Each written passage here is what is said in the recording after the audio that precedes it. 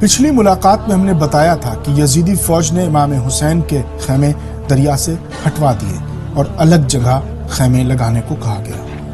امام حسین کے سپاہ سالار بھائی عباس کو جلا لایا، لیکن بہن زینب کے کہنے پر انہوں نے اپنے ارادے بدل دیے۔ خیمے نہر سے ہٹ کر دوسری جگہ لگا لیے گئے۔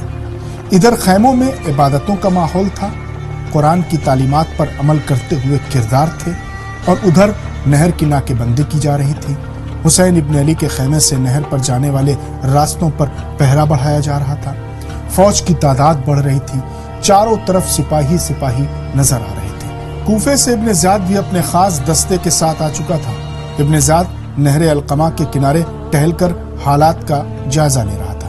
اپنے سپاہیوں سے اس نے پوچھا کہ نہر پہ تو ہمارا قبضہ ہے نا؟ جواب ملا، جی ہاں، ہمارے آنے سے پہلے حسین ابن علی کا خیمہ یہیں پر تھا، بہت مشکل سے خیمہ ہٹایا ہے۔ عباس تو بپھر گیا تھا، بڑی مشکل سے ہم نے خیمے ہٹوائے۔ ابن زیاد نے ساری باتیں سنی، پوچھا حسین کی فوج کتنی ہے؟ خولی نے بڑھ کر آواز دی کہ فوج کیا ہے، گنتی کے لوگ ہیں، زیادہ تر عورتیں اور بچے ہیں۔ ابن زیاد مسکراتے ہوئے اپنی فوج پر نظریں دوڑا رہا تھا اور کہتا جا رہا تھا کہ کل تک تو اور بھی فوجیں آئیں گی، ہماری تعداد، ہمارے اسلحے، ہماری تلواریں دیکھ کر حسین بیعت ضرور کر لیں گے۔ سپاہی نے کہا حسین بیعت کو راضی نہیں ہوں گے، ان کی باتوں سے صاف ظاہر ہے کہ وہ موت کو ترجیح دیتے ہیں۔ ابن زیاد غصے میں چور ہو کر بولا کہ پھر سختی بڑھا دو، نہر پر پہرا بٹھا دو، دیکھتے ہیں کہ کتنے دنوں تک وہ پیاسے رہتے ہیں، اپنے بچوں کی پیاس دیکھ سکتے ہیں۔ سختی بڑھنے لگی۔ 4 محرم سے 6 محرم تک عباس ابن علی کی قیادت میں تھوڑا پانی خیمے تک تو پہنچ گیا، لیکن وہ ناکافی تھا۔ بلا کی گرمی تھی، پیاس بڑھتی جا رہی تھی۔ حسین ابن علی کے خیمے کے بچے پیاس سے نڈھال ہو رہے تھے، اور ادھر 7 محرم کو نہر پر جانے کی پوری طرح سے پابندی لگا دی گئی۔ عباس ادھر بار بار اپنے آقا حسین ابن علی سے پانی لانے کی اجازت مانگتے ہیں۔ حسین جانتے تھے کہ عباس اگر گئے تو جنگ ہوگی، جنگ ٹل جائے تو بہتر ہے۔ حسین بار بار عباس ابن علی کو منع کر دیتے ہیں۔ عباس اپنی بہادری اور صبر کی آخری حد پر کھڑے تھے، لیکن وہ اپنے بھائی حسین کی کسی بھی بات پر اف نہیں کرتے تھے۔ ابن زیاد کے لشکر میں شمر نامی ایک فوجی تھا جس نے امام حسین کو شہید کیا تھا۔ شمر ذی الجوشن عباس ابن علی کی ماں ام البنین کا رشتے میں بھائی لگتا تھا۔ اس نے آخری وقت میں چال چلی اور عباس تک پیغام بھجوایا کہ تم خامخواہ اپنی جان جوخم میں ڈال رہے ہو، موقع پا کر اپنے بچوں کے ساتھ نکل آؤ، ہم تمہاری مدد کریں گے۔ حسین کے بچوں کے ساتھ تمہارے بچے پیاسے کیوں رہیں؟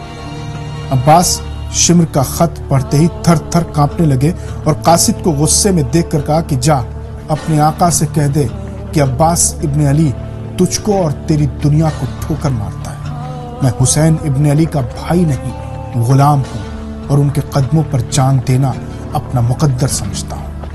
بڑی وفاداری سے حسین ابن علی کے ساتھ عباس سائے کی طرح رہے، جیسے علی محمد مصطفیٰ کے ساتھ رہتے تھے۔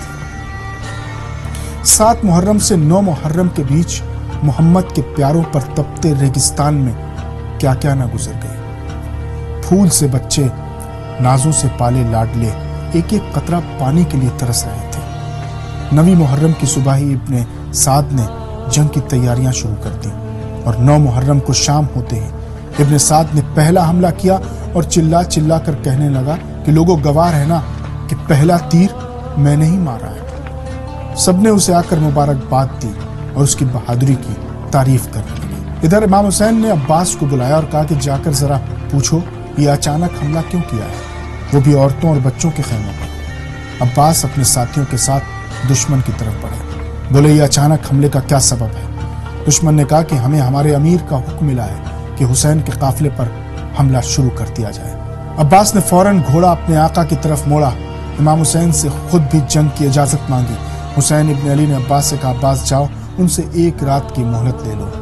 عباس نے پھر اپنا رخ دشمن کی طرف کیا اور فرمایا کہ امام چاہتے ہیں کہ 1 رات کی مہلت مل جائے، صبح جو جی چاہے فیصلہ کرنا۔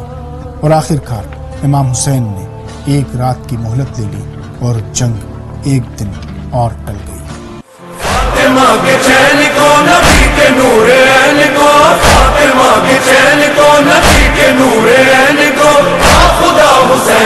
सलाम